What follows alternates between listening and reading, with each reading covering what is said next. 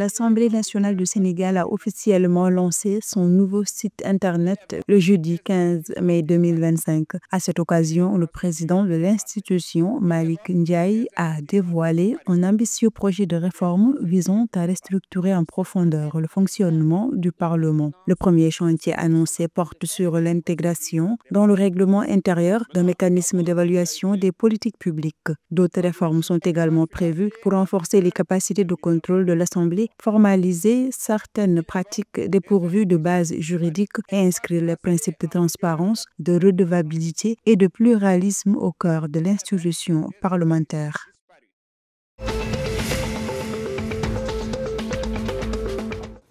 Les réformes du président nigérian Bola Tinubu commencent à porter leurs fruits, d'après le ministre du Budget, Alhaji Aboubakar Bagoudou. Il souligne que les décisions difficiles du chef de l'État participent au redressement de l'économie nigériane. Les données du Bureau national des statistiques confirment cette tendance. L'inflation globale a légèrement baissé au Nigeria, passant de 24,23% en mars à 23,71% en avril 2025, tandis que l'inflation mensuelle a fortement chuté de 3,90% à 1,86%, indiquant un début de stabilisation économique.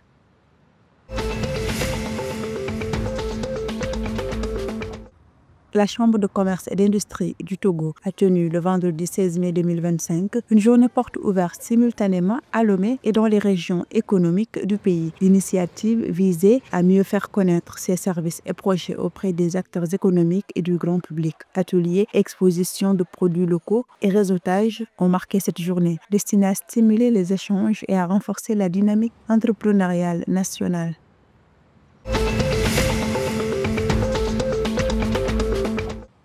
Des experts en sécurité routière venus du Mali, du Burkina Faso et du Niger se sont retrouvés à Bamako du 14 au 16 mai 2025 afin de définir une stratégie commune en matière de sécurité routière. Cette rencontre intervient dans un contexte de montée préoccupante des accidents de la circulation aux conséquences humaines et économiques considérables. Elle visait à encourager le partage d'expériences entre les trois pays et à poser les bases d'une harmonisation des cadres législatifs et opérationnels dans le domaine au sein de l'espace de l'Alliance des États du Sahel, AES.